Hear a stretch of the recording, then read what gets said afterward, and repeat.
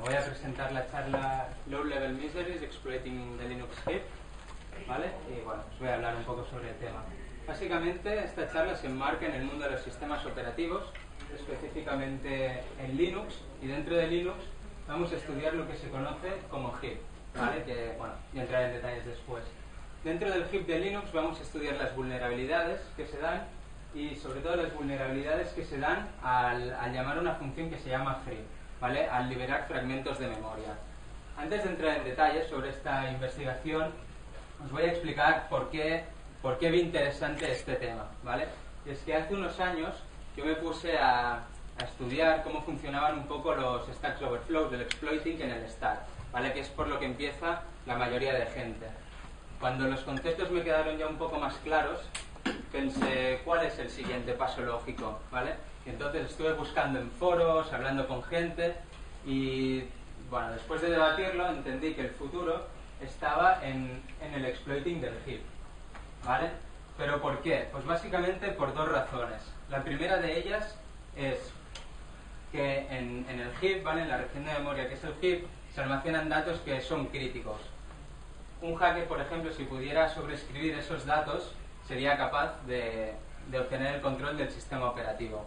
Por otro lado, también tenemos que, a medida que pasa el tiempo y que todas estas vulnerabilidades se descubren, existen herramientas que hacen que descubrirlas sea más fácil. Por ejemplo, existen analizadores de código estático que vulnerabilidades como buffers overflows en el stack, pues las pueden encontrar mucho más fácilmente que las vulnerabilidades que se dan en el heap. Por tanto, vi que entrar en este campo, en este temario, era bastante interesante por el negocio que se podía hacer o la dificultad del tema, ¿vale? Una vez me puse a estudiar cómo funcionaba todo esto de los datos críticos, pues pasé de largo y me puse a estudiar realmente cómo funcionaba el algoritmo y qué vulnerabilidades habían en él, ¿vale? Primero, lo primero que hice es ver cómo estaba el estado del arte, ¿vale? Y lo que vi básicamente es que a fecha de hoy los documentos más novedosos que hay sobre el tema son dos. El primero de ellos es el Malloc Des Maleficarum, que se escribió en el 2009, lo escribió Black Angel, que es un hacker español, y lo publicó en la FRAC. O sea, hace 4 años, que en realidad no hay nada sobre el tema nuevo, y la glibc, que es la librería que implementa estos algoritmos, pues va evolucionando y no sabemos cómo está el tema. Pero es que el problema es aún peor, porque el texto del 2009 se basa en otro texto que es del 2005, que es el Malloc Maleficarum, que lo escribió un personaje que se hizo llamar Fantasma el Fantasmagoria, ¿vale? Y este texto introducía nuevos vectores de ataque, pero lo hacía de un modo teórico. Y el texto del 2009 lo que hacía era poner en práctica esos nuevos vectores de ataque y no hacía nada más, ¿vale? Por tanto, tenemos que desde el 2005 hasta el 2013 no hay ningún otro texto que hable sobre las vulnerabilidades en el heap y por tanto no sabemos si las vulnerabilidades que se han presentado están solucionadas, hay nuevas vulnerabilidades o qué ocurre con el tema. Las vulnerabilidades que se explican afectan una versión de la glibc, que es la que implementa todos estos algoritmos de gestión de memoria dinámica, que es la 2.8. Sin embargo, actualmente estamos en la 2.16. Por tanto, han habido 8 versiones y aquí no sabemos cómo ha evolucionado el tema, ¿vale? Antes de continuar, ¿vale? Y hablar sobre las vulnerabilidades, cómo explotarlas, etcétera, voy a explicar pues lo que es el heap, ¿vale? Cómo funciona, para qué se utiliza, cómo está implementado. Para los que no lo sepáis, ¿vale? El heap simplemente es una región de memoria. Todos los binarios tienen diferentes secciones, la sección stack o la sección .text, que es la que almacena el código que se va a ejecutar, y una de esas regiones es el heap. Cuando este binario se ejecuta, las secciones se mapean en memoria y el heap se mapea en memoria, ¿vale? ¿Qué caracteriza el heap? Pues básicamente lo que se almacena en el heap son variables que en tiempo de compilación el usuario, el programador, no sabe qué tamaño van a tener. Por tanto, las variables que se almacenan en esta región de memoria tienen un carácter muy dinámico. Se puede pedir espacio para ellas, liberarlas, cambiar su tamaño, etc. Si alguna vez habéis programado en C, pues bueno, las típicas funciones que operan con el heap son malloc, realloc, free. No hay mucho secreto, ¿vale? Todo esto es muy básico. Ahora vamos a explicar un poco cómo funciona este algoritmo, porque evidentemente la gestión de todo esto, la liberación de fragmentos de memoria, que son variables, no es más, es algo complejo, ¿vale? Voy a ir explicando el código muy rápidamente, muy por encima, no hace falta que os quede claro, solo que tengáis una idea ya vale. La estructura más alto nivel que tenemos es la estructura heap-info, ¿vale? De esta estructura lo único que nos importa es la primera variable, que es el arena pointer, ¿vale? Un puntero a la arena. ¿Qué es una arena? Una arena no es más que realmente el heap, ¿vale? El heap realmente es el arena. Lo que se almacena en el heap, en realidad se está almacenando en una arena. ¿Qué ocurre? Que los programas pueden tener diferentes arenas, porque si un programa que es multihilo, tiene diferentes hilos, está modificando una variable de memoria y otro hilo quiere reservar espacio para otra variable, lo que hace, en vez de esperar a que se acabe esa operación, es crear otra arena y de ese modo, por cuestiones de optimización, no se ha de esperar, ¿vale? Esto es importante tener en cuenta que en un programa puede tener diferentes arenas, porque una de las vulnerabilidades que explicaré va por ahí, ¿vale? El uso de diferentes arenas. Tenemos la arena principal y otras arenas. Después, bueno, tanto arena, este es el arena, el código de la arena. Aquí se gestionan todos los datos. Vamos a pasar, lo único que nos importa aquí es la siguiente estructura, ¿vale? Que son los bins. Es un array de bins. ¿Pero qué son los bins? Los bins no son más que fragmentos de memoria que están libres. Un fragmento de memoria puede estar reservado o si se ha llamado a free sobre él puede estar libre, ¿vale? Puede estar en dos estados. Cuando un fragmento de memoria se libera, se coge y se enlaza en estas listas doblemente enlazadas de bins, ¿vale? Tenemos un array y cada una de sus casillas apunta a una lista doblemente enlazada de fragmentos de memoria libres, ¿vale? Todos estos cuadraditos que tenéis abajo simplemente son fragmentos de memoria, ¿vale? Que están libres, que se han liberado. Esto, de nuevo, es importante porque otra de las vulnerabilidades jugará sobre cómo se enlazan y se desenlazan estos fragmentos de memoria, ¿vale? Aquí tenemos la definición en código de lo que es un fragmento de memoria. Tiene diferentes campos, son campos de control, ¿vale? Tenemos el primer campo, que es el campo prefsize, que lo que hace es indicarnos el tamaño del fragmento de memoria anterior. Después tenemos el campo size, que nos indica el tamaño de este fragmento de memoria. O sea, si nosotros como programadores hacemos un malloc y pedimos espacio para una variable de 40 bytes, pues este campo tendrá un 40, ¿vale? Después tenemos dos punteros, dos más variables, que son el puntero forward y el puntero backward. Estos dos punteros son los punteros que enlazan la lista de fragmentos libres, ¿vale? Tenemos un puntero, el puntero forward, al siguiente fragmento de memoria libre, y el puntero backward que apunta al fragmento de memoria libre anterior, ¿vale? Después tenemos otros dos punteros que se introdujeron en nuevas versiones de la librería, que no vamos a entrar en ellos, ¿vale? Así, a más alto nivel, he hecho la representación para que lo entendáis un poco mejor. Esto sería lo que es a la derecha un fragmento de memoria asignado, una variable asignada, y después un fragmento de memoria que está libre. Como ya he dicho, tenemos primero el campo prefsize en el fragmento de memoria asignado, el de la derecha, y después tenemos el campo size. Como podéis ver, en el campo size los 3 bits de menos peso se utilizan como bits de control. Son bits que utiliza el algoritmo para hacer diferentes operaciones. El bit de menos peso es el bit P, que es el bit pref in use. Nos indica si el fragmento anterior está en uso o está libre, ¿vale? Después tenemos el bit M, que nos indica si este fragmento de memoria se ha reservado con una llamada que se llama mmap. Y después tenemos el bit A, que este bit es importante, que lo que nos indica es si el fragmento de memoria actual está en el arena principal o está en uno de esos posibles otros arenas, ¿vale? Y después vendrían los datos de usuario, los datos que como programador queremos almacenar ahí. Después tendríamos un fragmento de memoria libre, que es, bueno, básicamente lo mismo, el campo prefsize, el campo size, el puntero forward y el puntero backward, y después los otros dos punteros, ¿vale? Bueno, ahora vamos a entrar un poco en las vulnerabilidades que hay y qué es lo que se ha de dar para que podamos explotar estas vulnerabilidades que hay en el algoritmo. Lo primero que debe haber es un buffer overflow, un desbordamiento de buffer.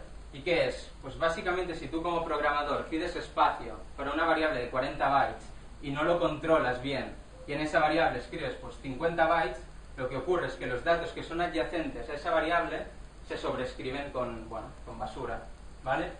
Después de que haya ese desbordamiento de buffer, lo que debe ocurrir es que se llame a la función free, a la función que se utiliza para liberar variables.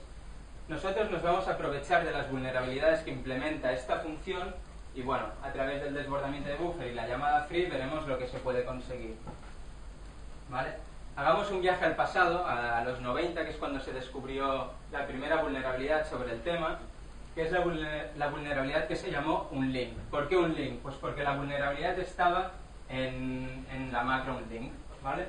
¿Qué hace esta macro? Simplemente es muy simple, son 4 instrucciones y lo que hace es de esa lista doblemente enlazada de bins, de fragmentos de memoria libre, coge un fragmento de memoria y lo desenlaza, ¿vale?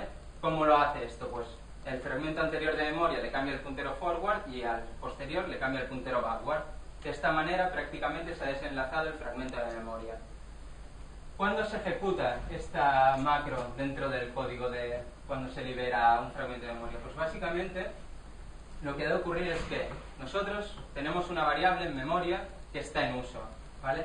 Y esta variable se va a liberar, se llama free sobre esta variable. Si de manera adyacente en memoria hay otra variable, otro fragmento de memoria que está libre, lo que ocurre es que este que ya está libre se desenlaza de la lista de bins, los dos fragmentos se fusionan y se enlazan de nuevo en la lista de bins. Todo esto de los bins es por cuestión de optimización, ¿vale? Para que cuando se vuelva a pedir espacio para una variable, pues se puede ir a buscar a esta lista de fragmentos de memoria libre y cogerlo. Como podéis ver, en el código, muy rápidamente, tenemos la condición si no, pref in use p, ¿vale? P normalmente es el fragmento de memoria que se va a liberar. Si no, pref in use, si el anterior no está en uso, llamas a un link, ¿vale? Por otro lado tenemos al final que nos dice si no, next in use, si el siguiente fragmento de memoria no está en uso, llamas a un link, ¿vale? Para que quede un poco más claro, aquí hay esta es la típica imagen que se utiliza en todos los textos que podéis encontrar sobre el tema, y tenemos 3 fragmentos de memoria que están en uso, que están libres, perdón. Como veis, están enlazados entre ellos. Pues lo que hace un link cuando se llama sobre el fragmento de en medio es desenlazarlo de la lista y se modifican el puntero del fragmento anterior y el puntero del fragmento posterior, ¿vale? De esta manera. Esta es la típica imagen que se utiliza siempre y que si no se tiene un poco de contexto sobre cuándo se ejecuta un link, pues no sirve de mucho, ¿vale? Yo he intentado plantear un caso un poco más real de cómo estarían las cosas y he planteado el siguiente caso. No sé si se ve muy bien desde lejos, pero bueno, os lo voy a explicar un poco. Aquí tenemos lo que serían 8 fragmentos de memoria, ¿vale? Como estarían en memoria cuando tú los almacenas. Y tenemos que algunos fragmentos están libres y otros están en uso, ¿vale? Los que están libres son los que tienen las flechas, que son los punteros, el puntero forward y el puntero backward, ¿vale? Tenemos que en este caso que nos inventamos, el fragmento 4 es el fragmento que se va a liberar, ¿vale? Está en uso, se llama free sobre esa variable y es del que se va a liberar. Tenemos entonces que el fragmento 3, que es adyacente al 4, ya está libre. Por tanto, sobre el fragmento 3 se va a llamar un link, se va a desenlazar de la lista, estos dos fragmentos se fusionarán y se volverá a enlazar en la lista, ¿vale? Vamos a ir paso a paso para entender un poco cómo funciona esta macro y para que después podamos entender dónde está la vulnerabilidad, ¿vale? Como veis son 4 instrucciones. Si lo que explico ahora no os queda perfectamente claro, no os preocupéis porque se necesita un poco de tiempo para procesarlo, pero bueno, vamos a ir paso a paso. Si la idea os queda claro, ya es suficiente. Tenemos que la primera instrucción nos dice fd es igual a p de forward, ¿vale? P es el fragmento 3, este de aquí, ¿vale? Entonces tenemos que fd apunta donde apunta el puntero forward. Fd entonces apunta al fragmento 6, a este de aquí, ¿vale? Después tenemos que bk es igual a p de backwards. P de backwards apunta al primer fragmento, por tanto bk apunta al primer fragmento. Hasta aquí son las presentaciones y ahora con las últimas 2 instrucciones es cuando se hace el juego de punteros, ¿vale? Cuando se hacen las sobrescrituras, que es lo que nosotros podremos aprovechar. Tenemos la instrucción que dice fd de backwards es igual a bk. fd hemos dicho que apunta al fragmento 6. fd de backwards apunta ahora al fragmento 3. Por tanto, lo que hacemos es fd de backwards le decimos que apunte a bk. Por tanto, fd de backwards apuntará al fragmento 1 y con la siguiente instrucción bk de forwards, el puntero forward del primer fragmento apuntará a fd, que es el fragmento 6, ¿vale? Después de todo esto, tenemos que el tema queda así, ¿vale? Se han modificado estos punteros, los que están en comillas, bueno, en líneas discontinuas, y los dos fragmentos se han fusionado, ¿vale? A grandes rasgos. Ahora vamos a hablar sobre cómo podemos aprovecharnos de esto. Vamos a pasar de esto, ya lo explicaré si es necesario. La idea es la siguiente: ¿qué ocurre si nosotros pudiéramos controlar el contenido del puntero forward y del puntero backward, ¿vale? ¿Qué ocurre si pudiéramos controlar su valor? Lo que ocurriría es que fd apuntaría a una dirección x y bk apuntaría a una dirección y, donde nosotros quisiéramos, porque suponemos que lo podemos controlar, ¿vale? Entonces, al ejecutarse la tercera instrucción, tendríamos que en una dirección x más 12 bytes es lo que introduce el puntero backwards en la estructura de datos, tendríamos que en una dirección x más 12 bytes podríamos escribir una dirección y, escribiríamos bk, que nosotros también controlamos, ¿vale? Por tanto, tendríamos que en una dirección x, donde quisiéramos de memoria, podríamos escribir una dirección y, o sea, lo que quisiéramos, 4 bytes. Entonces, ¿dónde nos interesaría que apuntara bk? Pues, por ejemplo, nos interesaría que apuntara a la dirección donde nosotros ubicamos un shellcode. ¿Qué es un shellcode? Un shellcode no es más que un código que está preparado para inyectarse en memoria y que el procesador lo coja y lo pueda ejecutar sin problemas. Esto tiene algunos requisitos, como que el código sea independiente de posición y otras cosas, pero básicamente es eso. Por tanto, tenemos que al ejecutarse esta instrucción en una dirección X, escribiríamos la dirección de nuestro shellcode, ¿vale? Todo esto, evidentemente, suponiendo que pudiéramos controlar el contenido de estos punteros. Pero, ¿cómo podemos controlar ese contenido? Pues, como he dicho al principio, a través de un desbordamiento de buffer, un error que comete el programador que, bueno, hoy en día es bastante común, ¿vale? Este es el payload que propongo, es simplemente dos fragmentos de memoria, simplemente dos variables que tú reservas con malloc y esas dos variables almacenan de manera adyacente en memoria. Por tanto, si en la primera de ellas hay un desbordamiento de buffer, lo que ocurre es que estará sobreescribiendo la segunda variable, ¿vale? El segundo fragmento de memoria. Y nosotros lo vamos a sobreescribir con el siguiente payload. En el primer fragmento nos da igual lo que vamos a poner, va a ser basura. Pero en el siguiente, en el campo prefsize, también nos da igual. En el campo size vamos a poner un 0, ¿vale? Ya todo esto vamos a entrar un poquito a bajo nivel rápidamente para entender por qué ahí va un 0.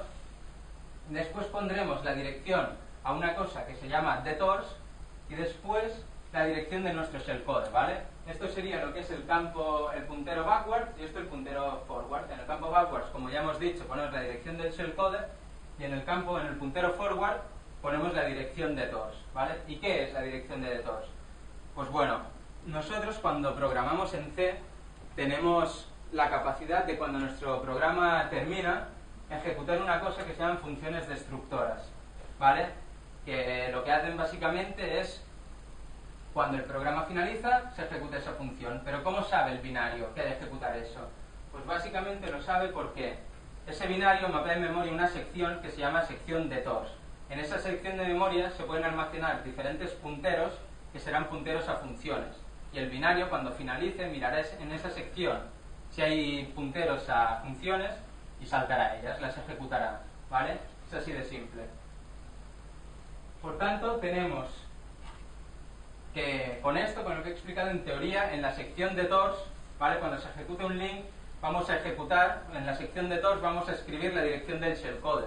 Por tanto, cuando el programa finalice, se ejecutará nuestro shellcode y podremos obtener, bueno, hacer una ejecución de código arbitrario, que normalmente será ejecutar una shell para obtener el control del sistema, ¿vale? Vamos a ir un poquito rápidamente, paso a paso. Este es el código que tenéis a la derecha. Es el código de la librería glibc, la que implementa todos estos algoritmos de la gestión de memoria, ¿vale? Y vamos a ir a través de ellos para ver por qué aquí hay un 0 y, bueno, diferentes cosas. Primero tenemos la condición que nos dice este fragmento de memoria se ha mapeado con la llamada del sistema mmap. En nuestro caso no, porque lo que hacemos es llamar a malloc, no se llama mmap. Por tanto, entra en esta condición y continúa ejecutándolo. Después nos dice, si no, prep in use p, entra en esta condición. P es el primer fragmento, ¿vale? con que ese fragmento nosotros nuestro payload no lo ha modificado, en esta condición no se va a entrar, ¿vale? Por tanto, se continúa y lo siguiente que nos dice es next chunk, ¿vale? El siguiente fragmento, el fragmento 2, es diferente al top de la arena, ¿vale? En nuestro caso, pues bueno, ya el top simplemente es una variable que hay dentro de la arena, ya os digo que sí que es diferente, por tanto entra en esta condición. Y por último, lo que nos dice es, bueno, tenemos la siguiente instrucción que nos dice, está en uso, bueno, in use bit at offset, lo que hace esta macro es mirar en el campo size, ¿vale? Si el último bit está a 1 o está a 0, para saber si el siguiente fragmento está en uso o no está en uso, ¿vale? Y lo que le pasa es la dirección del next chunk y su tamaño. Por tanto, esto lo que hace es, en un tercer fragmento imaginario que no existe de momento, mira si su campo size tiene el último bit a 1 o no. ¿Cómo lo hace para saber dónde está el tercer fragmento? Pues lo hace a través del next size, que es 0. Por tanto, con este 0 nosotros le hacemos creer al algoritmo que el tercer fragmento en el que está buscando en realidad es el segundo fragmento. Y mira en el campo size si el último bit está a 0 o está a 1. Al poner un 0, evidentemente este bit está a 0, y en la siguiente instrucción que nos pregunta si no, next in use entra en la condición, pues como hemos puesto un 0, entrará en la condición y aquí es donde se ejecuta un link, ¿vale? O sea, se han de seguir todos estos pasos y por eso el payload se monta así. Antes de ir a la demo, os tengo que explicar que esto no es tan, no es tan fácil como parece a simple vista. Es que con el paso de los años se han añadido diferentes medidas de seguridad. Una de ellas es RELRO, que significa Relocation Read Only, que lo que hace es las diferentes secciones de memoria las pone, les cambia sus permisos. Si una sección de memoria antes era de escritura, ahora pasa a ser, por ejemplo, solo de modo lectura, no puedes escribir en ella. Así que, esto es lo que ocurre con la sección de TORS. Antes era de escritura, tú podías sobreescribir lo que querías y no había ningún problema. Ahora, con esta medida de seguridad, por mucho que herramientas como ReadElf os digan lo contrario, que es lo que ocurre, en realidad tú no puedes escribir en ella, simplemente puedes leer. Por otro lado, la función que se encarga de mirar los destructores, ¿vale? Los punteros a las funciones destructores, se ha fortificado. Antaño, los hackers muy felizmente lo que hacían era, la sección de TORS está formada por 4 bytes a 1 y 4 bytes a 0, ¿vale? Si entre medio hay punteros, pues se salta a ellos, pero si no los hay, en teoría no se tendría que saltar. Lo que hacían, felizmente, era sobreescribir los últimos bytes a 0 y ahí ponían su puntero al shellcode, y tan panchos. Ahora la función se ha fortificado y las cosas ya no son tan fáciles. Se mira el formato de la sección de TORS, se mira si hay espacio entre esos unos y ceros, y si no lo hay, pues no se salta a ningún sitio. Esto lo he querido dejar así, me podría haber buscado otra metodología para explotarlo, pero lo he querido explicar porque realmente no hay documentación sobre el tema. Tú buscas hoy en día cómo sobreescribir la sección de TORS y vas a seguir encontrando los textos del 2000, de hace muchos años, que te van a decir, hazlo así, sobreescribe y la vida es feliz y no pasa nada. Pero en realidad no es así, te vas a pasar horas con segmentation faults y core dampers y sin entender por qué no puedes, y en realidad va a ser por algo tan básico como esto, que no está explicado en ningún sitio. Es muy difícil encontrar referencias, porque evidentemente todo esto se hace como silent patch, nadie publica que esto se ha cambiado y que ahora funciona así. ¿Vale? Has de mirar el código y espabilarte. Ahora os voy a hacer una demo, es muy simple, y recalcar que es una demostración, no es un exploit, es una prueba de concepto para que veáis que lo que os estoy contando no es ninguna mentira, que las cosas funcionan así, y que no vendo la moto. Aquí, vale, esto no se ve, más o menos. Vale, con que recordad que estamos, viajando al pasado, esto es en los 90, vamos a utilizar la librería que se utilizaba en ese momento, ¿vale? De hace unos años, que es la siguiente, ¿vale? La vamos a compilar, es tan fácil como hacerlo así, y esto nos genera este objeto. Este objeto lo vamos a cargar dinámicamente. Ahora os explico lo que hago.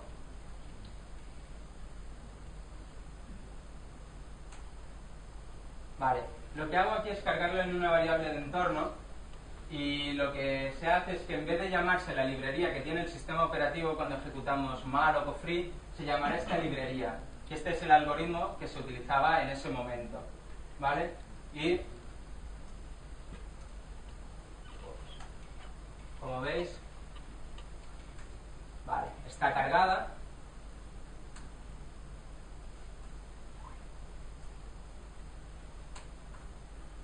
Bueno, os voy a enseñar una prueba de concepto muy fácil que, bueno, lo que hace es lo que os he explicado antes. Aquí tenemos el shellcode, que es todos estos códigos en hexadecimal. Esto es lo que se va a ejecutar, ¿vale? Que simplemente lo tenemos aquí como una variable.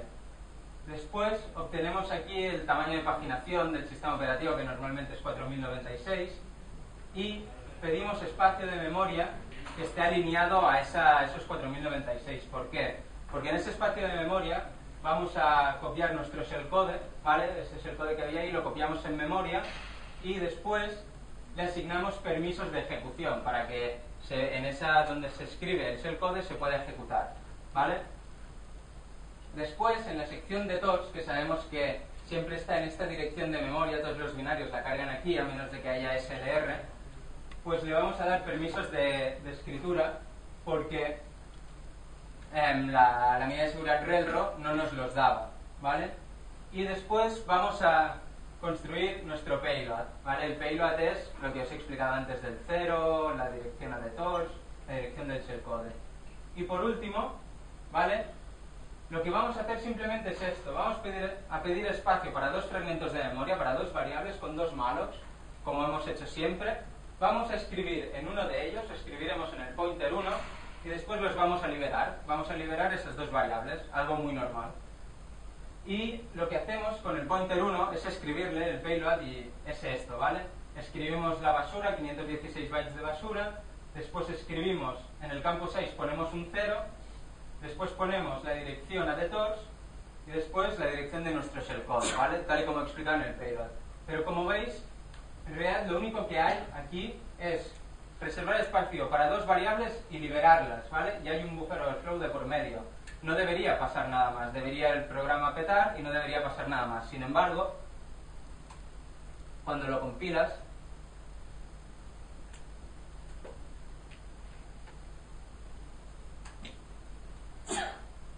no le doy permisos ni nada, simplemente debería pedir espacio y liberarlo, y en realidad lo que ocurre es que cuando lo compilas y lo ejecutas nos devuelve una shell del sistema, ¿vale? Y desde aquí podríamos obtener, si encontramos un programa vulnerable, podríamos obtener el control del sistema operativo. Aquí podemos ejecutar lo que quisiéramos, ¿vale? Esto es el shellcode que se está ejecutando, que se ha saltado a esa dirección de memoria después de ejecutar un link, se ejecuta el shellcode, ¿vale? ¿Qué ocurrió? Pues evidentemente con el tiempo esta vulnerabilidad se parcheó. En la macro unlink simplemente lo que se hizo, se introdujo una condición que lo que decía era lo siguiente: si fd de backwards es diferente a p, salta, no continúes ejecutando un link. O si bk de forwards es diferente a p, no sigas ejecutando un link. Veamos rápidamente. fd es el fragmento 6. fd de backwards apunta a p, al fragmento 3, por tanto la condición no se cumple. Y después tenemos que bk de forward, bk es el fragmento 1, bk de forward también apunta al fragmento 3. Por tanto, este condicional no se cumple y un link se sigue ejecutando. Sin embargo, con nuestro payload tenemos que fd apunta a la sección de TORS, ahí no sabemos lo que hay. Y bk, bueno, no sabemos lo que hay, evidentemente no está la dirección de p. Y después en bk tenemos la dirección de nuestro shellcode, y en nuestro shellcode no está la dirección de p, está el código que vamos a ejecutar, ¿vale? Por tanto, este condicional se cumple y un link no se ejecuta, ¿vale? Así se soluciona esta vulnerabilidad. Recapitulando, tenemos que en el 99 más o menos aparece esta vulnerabilidad. Ya han de pasar 5 años para que los desarrolladores de la glibc introduzcan esa línea en un link, ¿vale? Una línea de código, 5 años, ¿vale? En ese momento todo parecía que ya estaba solucionado, que en la librería ya no habría más errores, bueno, que no se podía explotar, que era inexpugnable. Y lo que ocurrió es que solo al cabo de un año apareció un personaje que se hizo llamar Fantasma al Fantasmagoria y presentó el Malum Maleficarum, ¿vale? ¿Y qué ocurrió? Pues que no solo presentó una nueva vulnerabilidad en el código, sino que presentó 5 nuevos vectores de ataque, ¿vale? sea, en ese momento los desarrolladores de la glibc se debían tirar las manos a la cabeza. Habían tardado 5 años en solucionar un error, pues bueno, esto podía ser para pegarse un tiro. ¿Qué pasó? Al cabo de 4 años, en el 2009, pues algunas de los vectores de ataque que Fantasmal presentó están solucionados, ¿vale? Ya veréis cómo. Evidentemente todos estos parches son silent patch, otra vez, ¿no? Nadie te dice que esto está solucionado, es directo a través del código y ver, vale, han introducido esto, pues puede que esto pare el ataque, puede que no, esto a saber para qué funciona, ¿vale? Es complicado. Os voy a explicar una de las técnicas que presentó Fantasmal Phantasmagoria, que se llama The House of Mind, la casa de la mente. Como podéis ver, todo esto es bastante esotérico, ¿vale? Y la técnica que, bueno, la idea que él presentó es una ida de olla, o sea, es aún más esotérica, ¿vale? Bueno, ya veréis, es bastante complicada. El tío debía ser un iluminado. El código vulnerable, ¿vale? Es el siguiente. Os lo voy a explicar y veréis que la idea es parecida a un link, pero ya veréis cómo llegamos a ella. Tenemos el siguiente código, las líneas amarillas son las importantes. Tenemos que BCK es igual a un sorted chunks de la arena, ¿vale? AV es la arena. Y el objetivo de esta técnica es que BCK apunte a una dirección X, a donde nosotros queramos, ¿vale? Por tanto, lo que nosotros tenemos que controlar es lo que nos devuelve un sorted chunks. Y tendremos que BCK apuntará a una dirección X. ¿Qué ocurrirá? Con la siguiente instrucción en amarillo, tendremos que en una dirección X más 8 bytes se escribirá la dirección de P, ¿vale? Es parecido a un link. En una dirección X escribiremos una dirección Y, ¿vale? Pero ¿cómo obtenemos esa dirección X? Aquí es donde viene la ida de olla. Tenemos que la máquina sorted chunks lo que hace es de la arena que le pasas, ¿vale? Nos devuelve la dirección del primer bin, ¿vale? Del primer, bueno, ¿os acordáis de esa lista de bins doblemente enlazada, etcétera? Pues nos devuelve la dirección del primer bin de esa arena, pero nosotros no controlamos el contenido de la arena. Nosotros con la librería como usuarios lo único que podemos hacer es malloc, free, algún realloc y poca cosa más. Lo que hay en la arena son datos de control del algoritmo, no podemos ahí escribir lo que nosotros queramos, ¿vale? Entonces, esto es lo que él pensó para poder obtener el control de lo que devuelve esa macro.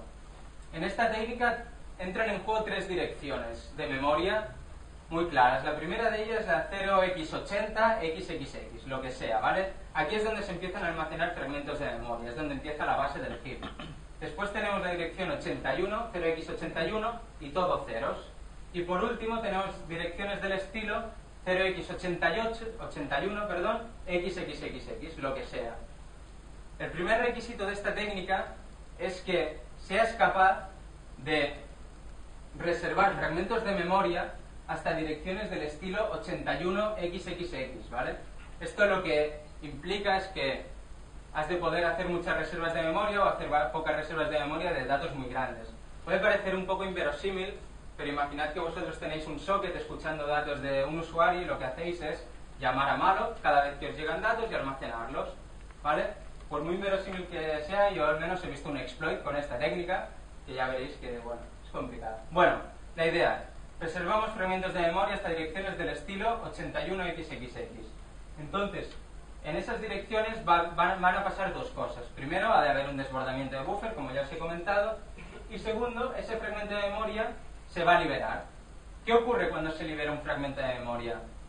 Una de las cosas que ocurre es que se mira en qué arena está. ¿Está en la arena principal o está en alguno de esos otros arenas de los que os he hablado que se pueden crear? Vale, el algoritmo debe saber en qué arena está. ¿Cómo lo hace para saber en qué arena está? Pues lo que hace es coger el campo size de ese fragmento de memoria y mira el tercer bit de menos peso si está 1 o está 0. El bit non-main arena. Si está en 1 significa que no está en la arena principal, ¿vale? A nosotros nos interesará que ese bit esté a 1. Por tanto, con un desbordamiento de buffer vamos a poner ese bit a 1 y le diremos al algoritmo, este fragmento no está en la arena principal. Entonces el algoritmo buscará en qué arena está. ¿Y cómo lo hace eso? Pues lo que hace es coger la dirección de ese fragmento de memoria y los últimos 20 bits los pone a 0, ¿vale? Para saber dónde está esa arena. Por tanto, si el fragmento de memoria está en direcciones del estilo 81 xxx, eso que son x lo pondrá a 0 y se pensará que donde tiene que estar la dirección de la arena, la estructura heap-info, está en una dirección 81.0000, ¿vale? Y nosotros, como hemos ido reservando fragmentos de memoria, el contenido de ese fragmento de memoria lo controlamos, ¿vale? Y ahí le podemos decir, le podemos hacer creer al algoritmo que en la estructura heap-info, la primera variable que hay, nosotros la controlamos. Apuntamos a una arena que será una arena falso. Entonces, ¿vale? En esos fragmentos de memoria que nosotros también controlamos, construimos una arena falso, y donde tendría que estar la dirección del primer bin, que es lo que devuelve la macro unsorted chunks, pondremos la dirección de la sección de TORS, ¿vale? Por tanto, cuando se ejecute la tercera instrucción, la instrucción vulnerable, después de que haya ocurrido todo esto, tendremos que BCK apuntará a la dirección de TORS más 8 bytes. Y en la dirección de TORS escribiremos P. ¿Y qué hay en P? Pues en P nosotros también lo controlamos y pondremos nuestro shellcode, ¿vale? Por tanto, en la sección de TORS, otra vez, escribimos la dirección de nuestro shellcode. Hemos conseguido lo mismo, pero complicándonos bastante más. Y esta es realmente la técnica más simple que hay en ese texto, ¿vale? Cada una tiene sus requisitos. Esto no os lo voy a demostrar, ya está demostrado. Lo demostró Black Angel en el Malloc Desmalificarum y otro hacker que se hizo, bueno, que se llama K-Special.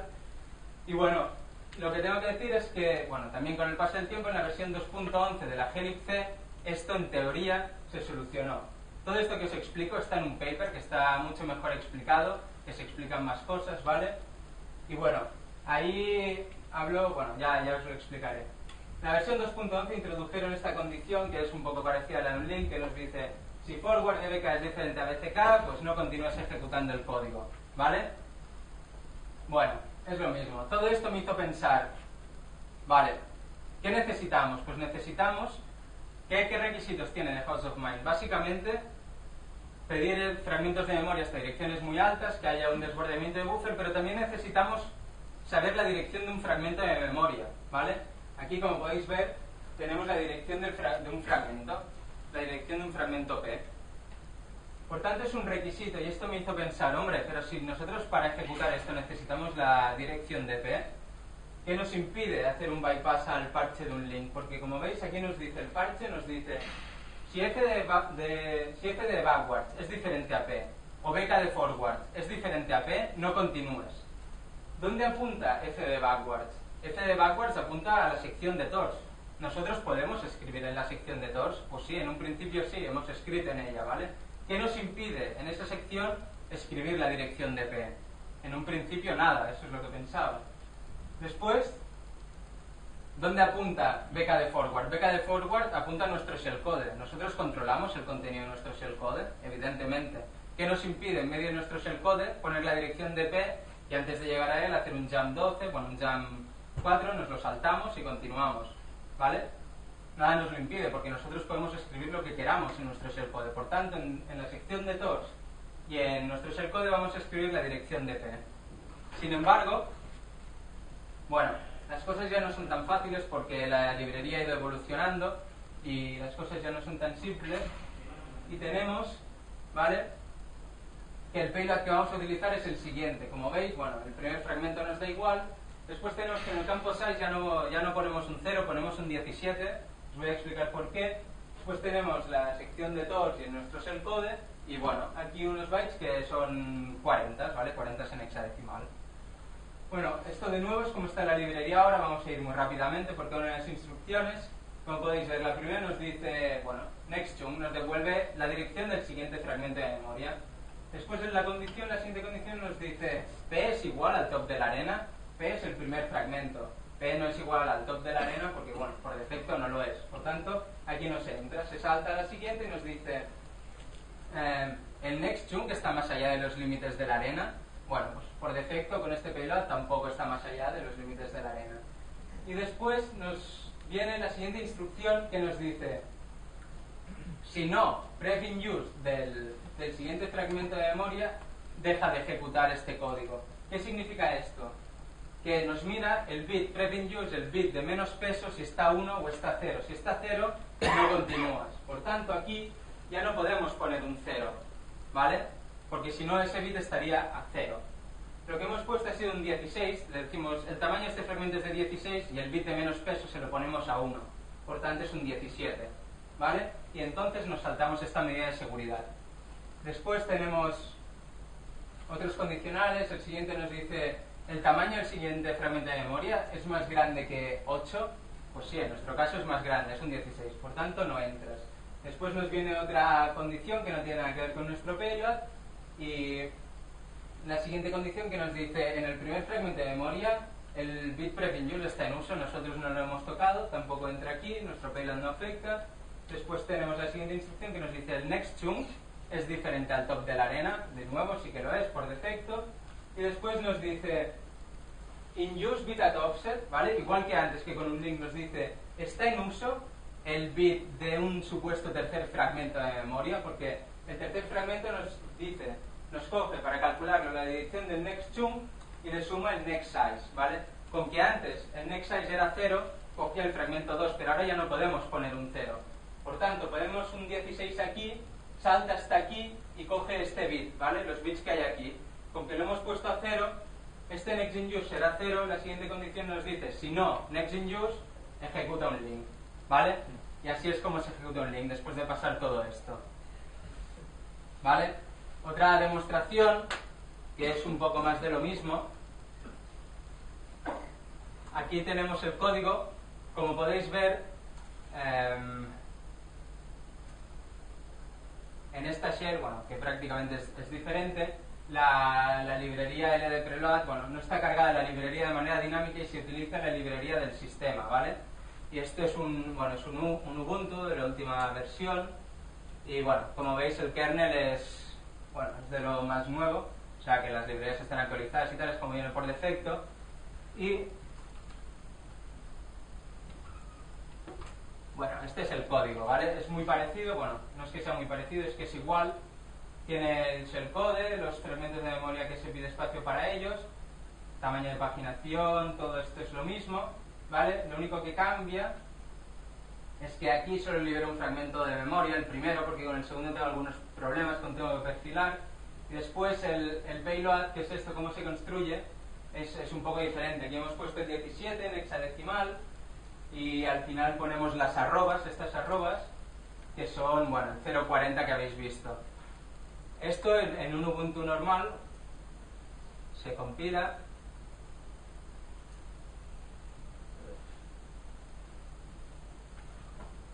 se ejecuta y bueno, es lo mismo, ¿vale? Tenemos la shell, pero esta vez utilizando la librería que viene con el sistema operativo, ¿vale? Y bueno, de nuevo esto es una demostración, no es un exploit, es una prueba de concepto para que veáis que no os vendo la moto. Vale, a todo esto, bueno, aquí en esta dirección está el paper del que os he hablado, que está todo esto explicado con más calma, ¿vale? Si ahora no os habéis enterado ni de la mitad, tranquilos, lo podéis leer si os interesa. Y bueno, lo que hay en el paper que es interesante es este bypass de un link, que lo que tengo que decir ahora es que después de desarrollarlo, estuve pensando y hablando con la gente y quizá no sea tan fácil de llevar a la práctica, no se puede hacer un exploit, ¿vale? Porque realmente lo que estamos haciendo es escribir en memoria del proceso, que quizá nosotros, bueno, con esta técnica quizá no está tan claro, ¿vale? Que se puede llevar prácticamente a cabo. Sin embargo, en el paper, bueno, lo primero es un desarrollo teórico de todo este marco, ¿vale? De cómo funciona el heap, que realmente no hay ningún texto, no hay nada que te explique cómo funciona. Has de ir línea a línea de código para entenderlo, no hay una documentación que te explique cómo funciona. Y en el trabajo hay línea a línea, todo lo que explico está referenciado a las líneas de código para que puedas comprobar si el código ha cambiado, ha evolucionado o no. Después hay un desarrollo teórico de un bypass para el parche que introdujeron para The House of Mind, que lo desarrollé teóricamente, pero no está... Bueno, es bastante más plausible que el de un link, porque solo se trabaja con los fragmentos de memoria que tú tienes permisos para modificarlos y ejecutar, etc. Y bueno, los payloads que he explicado, que son nuevos porque si tú estudias toda esta temática de explotación en el heap, los textos que encuentras, ya os he dicho que están bastante obsoletos, y los payloads y los vectores de explotación que utilizan están obsoletos porque la librería ha cambiado y no se pueden ejecutar, ¿vale? No son prácticos, no se ejecutan. Y bueno, Como conclusión es decir que la seguridad que implementa el código de la Eclipse pues quizá bueno, deja que desear, tiene bastantes vectores de ataque y el problema está claro, el problema es que los datos de control del algoritmo y los datos de usuario son adyacentes, por tanto si hay un desbordamiento de buffer puede sobreescribir los datos de control. Una solución sería pues poner una referencia a los datos de control en vez de ponerlos de manera adyacente, pero igualmente al final posiblemente alguien al cabo de un tiempo encontrará una manera de sobreescribir esa referencia y de spoofear los datos de control, ¿vale? Y estaríamos en lo mismo. La seguridad en el heap actualmente básicamente se fundamenta en medidas de seguridad externas del sistema operativo como regiones de memoria no ejecutables o ASLR, que lo que hace es randomiza la base de las secciones de memoria. Por ejemplo, el heap no siempre se carga en la misma dirección en el binario, sino que va cambiando. Por tanto, tú, antes de ejecutar un programa, no puedes saber cuál será a priori la dirección de un fragmento de memoria, ¿vale? Ni de la sección de TORS, etc. Evidentemente, existen bypasses para hacer un bypass de ASLR, de regiones de memoria no ejecutables. Como líneas de futuro, estaría adaptar estas técnicas, a ver si se pueden adaptar a hacer un bypass de estas medidas de seguridad. También estudiar nuevos vectores de ataque, como hizo Fantasmagoria, o, bueno, gestores de memoria dinámica a nivel de kernel o de otros sistemas operativos, ¿vale? Dar las gracias a dos compañeros que son Uwe Lanciere y Tuxet, que desde siempre me han ayudado en el mundo del exploiting, que los podéis encontrar en Guadalbertia, que es una comunidad de, no sé si conocéis los cuadernos de Hack for Crack, que eran unas revistas que se publicaron hace un tiempo. Pues la gente que las editaba y escribía en ellas, cuando se acabó el proyecto, se mudaron a un foro que se llama Guadalbertia y ahí podéis encontrar gente como Uvelan o Tuxet y mucha más gente que contestan desde las preguntas más básicas, más noobs, como las que hacía yo hace mucho y sigo haciendo ahora, o hasta las preguntas más avanzadas sobre estos temas, ¿vale? Y evidentemente dar las gracias a Black Angel, que es un hacker español, ¿vale? Que tiene mucho mérito lo que hizo, explicando todo cómo iba, y después a Fantasmagoria, que lo que hizo fue, cuando todo el mundo creía que era imposible, pues introdujo nuevas técnicas, ¿vale? Y encarna el espíritu del hacking 100%. Y hasta aquí todo. Si tenéis preguntas, podéis hacerlas.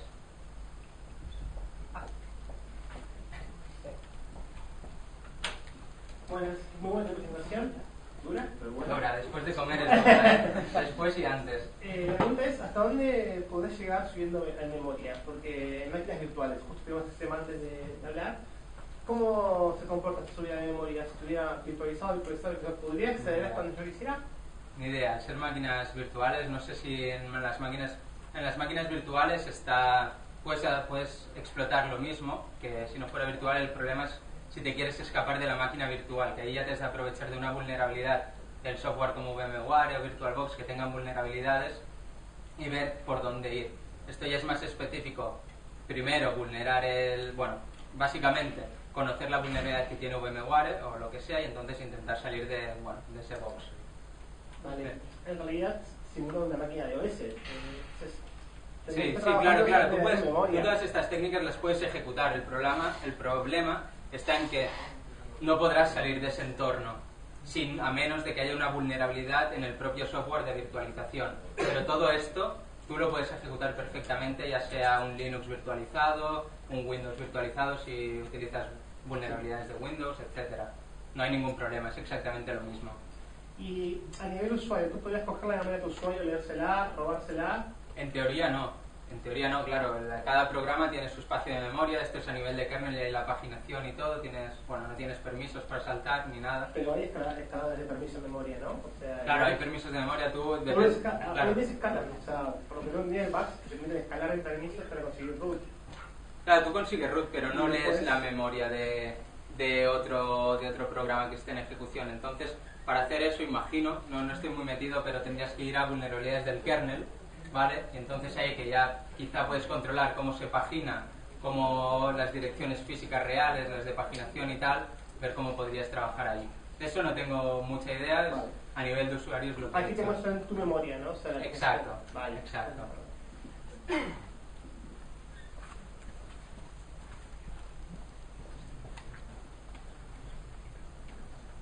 Felicidades a Albert por el trabajo impresionante. Mi pregunta es, ¿qué te lleva a ti a hacer eso? Y segundo, ¿esto es que tú trabajas todo el día en esto o es que simplemente no puedes dormir por la noche?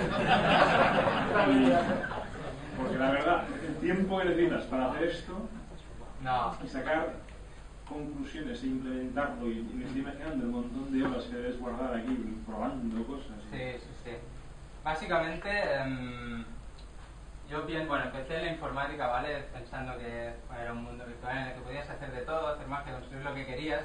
Después entré en el mundo de la seguridad y vi que la seguridad realmente era ir un paso más allá, ahí podías hacer más magia, ¿vale? Y dentro de la seguridad, en mi opinión, hay muchas opiniones y muchas temáticas, pero creo que el exploiting es lo más mágico de todo. O sea, tú tienes securizado tu sistema y aprietas un botón y de golpe tienes el control, ¿vale? No sabes qué pasa y eso es lo que te lleva a decir cómo pasa esto. La gente que tiene ese poder sobre las cosas, ¿sabes cómo lo hace? Simplemente realmente es ir más a fondo, muy a fondo, entender cómo funcionan las cosas a bajo nivel y ir ahí. La verdad esto normalmente no se explica en pocos sitios, te has de buscar la vida y realmente es querer saberlo y no hay más, simplemente es la motivación. ¿Y tu objetivo final con esto es pues básicamente mejorar la seguridad, publicarlo para que se resuelvan? Claro. Por ejemplo, cuando Black Angel o Fantasmagoria publican esto, es básicamente, Fantasma no lo sé, pero como cuando se publican todas estas cosas simplemente son para solucionarlas. Es como lo que ha dicho Chema sobre Beast. Tú no lo publicas, o sea, si realmente lo quisieras aprovechar y venderle un cero de ella a Rusia o a China o a quien sea, no lo publicarías, lo venderías, te darían 100.000 euros y te irías a dormir, ya veríamos cómo dormirías, ¿vale? Pero la idea es que lo solucionen. Tú lo publicas y después, si se dan por aludidos, que esperas que sí, pues lo solucionan. Después pasa lo que pasa, pasan 4 años y después de 4 años es cuando solucionan las cosas. ¿Tú no propones soluciones? Las hay, en este caso es complicado. También es cierto que aquí los desarrolladores de la Helix quizá no tienen mucha culpa, porque ya estamos presuponiendo que el programador lo va a hacer mal, que va a haber un desbordamiento de buffer y a partir de ese desbordamiento te vas a aprovechar del código, pero en un principio, si todos fuéramos perfectos, no tendría que haber esos desbordamientos y por tanto el código tendría que funcionar como debería funcionar, sin problemas. La solución para esto, normalmente tú cuando enseñas el problema, la solución es un poco intuitiva, deductiva. ¿Sabes? Se necesita esto y esto, entonces para solucionarlo añado esto. ¿Vale? Ahí es por donde vas. Y después, yo ya como conclusiones ya he intentado explicar cuál era el problema, la adyacencia entre los datos de control y los datos del usuario. La solución es complicada en este caso, pero es que en este caso ha de haber un desbordamiento de buffer antes, que ya no es problema de los desarrolladores de la Helix. Gracias. Reitero mi solicitud. Gracias. ¿Ya? Vale. Gracias a todos.